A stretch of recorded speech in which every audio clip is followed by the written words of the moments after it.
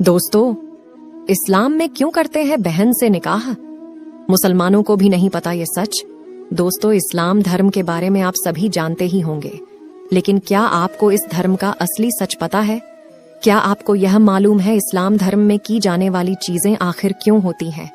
क्यों इस्लाम धर्म में लोगों को जलाया नहीं जाता बल्कि दफनाया जाता है? क्यों इस्लाम धर्म के लोग अधिकतर मांस खाते हैं? आज के इस वीडियो में आपके ऐसे ऐसे सभी सवालों का जवाब मौजूद है, जहां हम आपको इस्लाम धर्म के उस सच्चाई से रूबरू करवाने वाले हैं जिसे जानकर आपके होश गायब हो जाएंगे। यहां तक कि बहुत से मुसलमान भी इस सच के बारे में नहीं जानते होंगे। दर्शकों, इस वीडियो में हम आपको जो भी बताएंगे वह सारी बातें तर्कपूर्ण होंगे, इसलिए आप मुझे कुछ भी कहने या सोचने से पहले इस वीडियो को पूरा देखना जरूर। दोस्तों, आप सभी का हमारे YouTube चैनल पर बहुत बहुत स्वागत है। दर्शकों, आज की इस वीडियो में हम आपको इस्लाम धर्म की ऐसी सच्चाई से रूबरू करवाने वाले हैं जिसे जानकर आप हैरान रह जाओगे। अगर आप भी जानना चाहते हैं तो हमारे साथ इस वीडियो के अंत तक बने रहें। अगर आप इस चैनल पर पहली बार आए हैं तो चैनल को सब्सक्राइब कर लें ताकि आगे भी आपको ऐसे ही रहस्यमय और धर्म से संबंधित वीडियो मिलते रहे।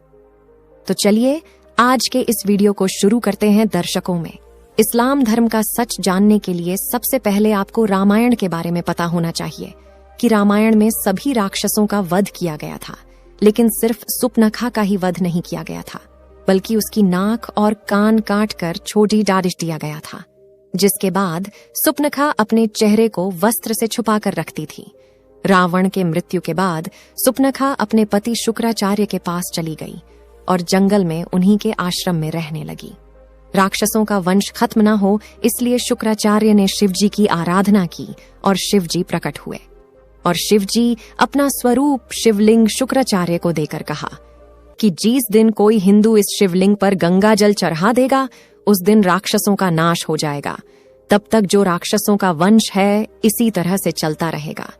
अब शुक्राचार्य चाहते थे कि कोई भी हिंदू उस शिवलिंग तक नहीं पहुंचे और राक्षसों का वंश कभी भी खत्म ना हो, इसलिए डर की वजह से शुक्राचार्य ने उस शिवलिंग को हिंदुओं से दूर रेगिस्तान में स्थापित कर दिया, जो आज अरब के मक्का मदीना में स्थित है। और इसलिए लोगों द्वारा कहा जाता है कि मक्का मदीना में एक शिवलिंग है जिस पर गंगा जल चढ़ाने से पृथ्वी की पूरी तरह से कायापलट हो जाएगी। बल्कि कई सालों से इस पर कार्य करने वाले एक्सपर्ट इनकार भी करते हैं। अगर हम पौराणिक कथाओं के माने तो यह वही शिवलिंग है जिसको शुक्राचार्य जी ने हिंदुओं से बचाने के लिए रेगिस्तान में रखा था, और इसी वजह से कोई भी हिंदू मक्का मदीना में प्रवेश नहीं कर सकता, क्योंकि अगर कोई भी हिंदू मक्का मदीना में इस शिवलिंग पर गंगा जल डाल दिया तो सुपनखा के वंशों का पूरी तरह से विनाश हो जाएगा। सुपनखा आज जो उस समय चेहरा ढक कर रखती थी, उसकी परंपरा पूरी तरह से वंशों ने निभाई। आज भी इस्लाम धर्म को मानने वाले औरतें अपना चेहरा ढक कर रखती हैं। ये सुनकर तो आपको धक्का जरूर लगेगा, क्योंकि सुपनखा का वंशज आज मुसलमान कहलाते हैं, क्योंकि शुक्राचार्य ने उसे वरदान दिया। इसलिए विशेष तौर पर मुसलमान लोग शुक्रवार का महत्व देते हैं। इन सारी चीजों को जानने के बाद आपके दिमाग में सिर्फ एक चीज आ रहा होगा, आखिर इस्लाम पैदा कैसे हुआ? तो दर्शकों, आपको बता दें, इस्लाम कोई धर्म नहीं है, वह एक मजहबी दिनचर्या है।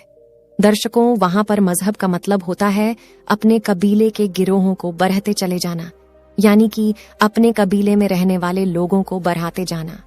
दर्शकों, ये तो हम सभी जानते हैं।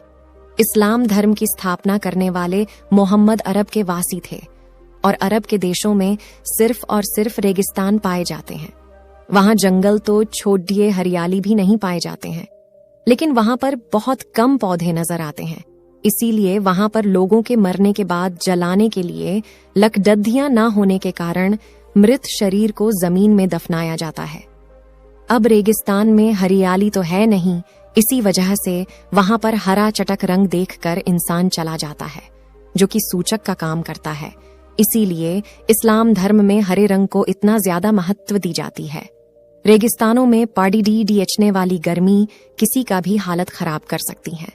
वहां के लोग तेज धूप में रेगिस्तान में सफर करते थे और इसी वजह से वहां पर लोग अपने सिर को ढकने के लिए टोपी का इस्तेमाल करने लगे ताकि धूप की गर्मी से वह लोग बीमार न हो, और वे प्रथा आज भी चली आ रही है।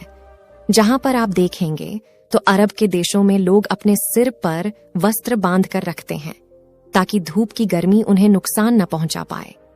अरब के देशों में पानी की बहुत ही ज्यादा कमी देखने को मिलती थी। ऐसे में यानी कि लिंग या फिर मूत्र मार्ग को साफ करने में पानी खराब ना हो, इसलिए वहां के लोग उस मजहब के लोग खतरनाक करने लगे।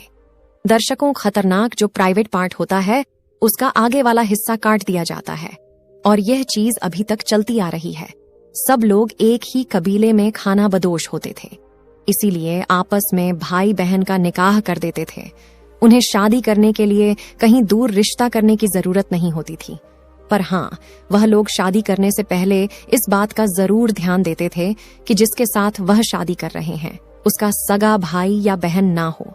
अगर कोई चाचा, मामा या फिर मौसी वगैरह के बच्चे हों तो उसके साथ वह लोग शादी आराम से कर देते थे। बस शर्त यह होती थी कि जिस पुत्र पुत्री से इस्लाम धर्म में शादी होती थी उसका जन्म एक ही माँ के कोख से ना हुआ हो। अब अगर बात की जाए खान पान की तो ये तो आप सभी जानते ही हैं। अरब के देश में रेगिस्तान के अलावा आपको कुछ देखने को नहीं मिलेगा। वहां पर खेती करना या फिर फलों को उगाकर खाना ये तो संभव नहीं था। इसीलिए वहां के लोग जानवरों को मारकर अपना भोजन बनाते थे, और वही परंपरा आज तक चली आ रही है। भले ही आज का हर जगह गेहूं, चावल, फल, सब्जी पहुंच सकते हैं, लेकिन फिर भी इस्लाम धर्म के लोग पहले जैसे ही जानवरों को मारकर उसका भोजन करना पसंद करते हैं। हालांकि पहले के समय में लोगों को यह पता था कि किसी भी जीव को मारना अच्छी बात नहीं होती, इसलिए उन्होंने जिन्स भी जानवर को मारते थे। वह उन्हें कुर्बानी का नाम दे देते थे, और जब जानवर की कुर्बानी की जाती थी तो उस वक्त अल्लाह को याद कर लिया जाता था ताकि जानवर के मौत का पाप उनके सिर पर ना चढ़े। यह चीज धीरे धीरे बढ़ती गई और एक प्रथा में बदल गई, और अब तो इसे दुनिया भर में त्योहार की तरह मानते हैं, जहां जानवरों की कुर्बानी करके लोग उसे खाते हैं। वैसे आज लोग इन सारे चीजों के बारे में नहीं सोचते और किसी भी जानवर को मार कर खाने में बिल्कुल भी संकोच नहीं करते हैं। अब ये बात तो आप सभी अच्छे से जानते हैं कि रेगिस्तान इलाके में मूर्तियों वगैरह को बनाने के लिए मिट्टी नहीं मिलती, इसलिए इसके वजह से इन्होंने मूर्ति पूजा को अपने कबीलों से यानी कि अपने मजहब से खारिज कर दिया। कबीलों को एक जगह से दूसरी जगह लगातार आना जाना रहता है, इसलिए वह लोग कम बर्तन रखते थे और एक ही थाली में 4-5 लोग बैठकर खा लेते थे। मुसलमान के कबीलों को अधिक से अधिक बढ़ाया जा सके, इसीलिए कबीले में एक आदमी को 4 शादियां करने की इजाजत थी। अगर इन सारी चीजों पर गौर से बात किया जाए, इससे एक चीज स्पष्ट होती है, इस्लाम कोई धर्म नहीं है बल्कि कबीला है, जिसे सिर्फ और सिर्फ जनसंख्या को बढ़ाने के लिए किया गया। और इसके जो नियम है यह सिद्धांत नहीं बल्कि इनकी दिनचर्या है। जिस तरह से इन्हें वातावरण मिला उसी तरह से इन्होंने जीना शुरू कर दिया, और आज भी वातावरण और आसपास के माहौल बदलने के बावजूद भी यह लोग उसी तरह से अपनी जिंदगी बिता रही हैं। दर्शकों, हम आपको इस्लाम से जुड़े जितने भी बातें बताई हैं वह सभी सच्ची हैं, तभी तो आज इस्लाम धर्म को मानने वाले लोगों की जनसंख्या लगातार बढ़ती जा रही है, जिस पर चाहकर भी कोई रोक नहीं लगा सकता।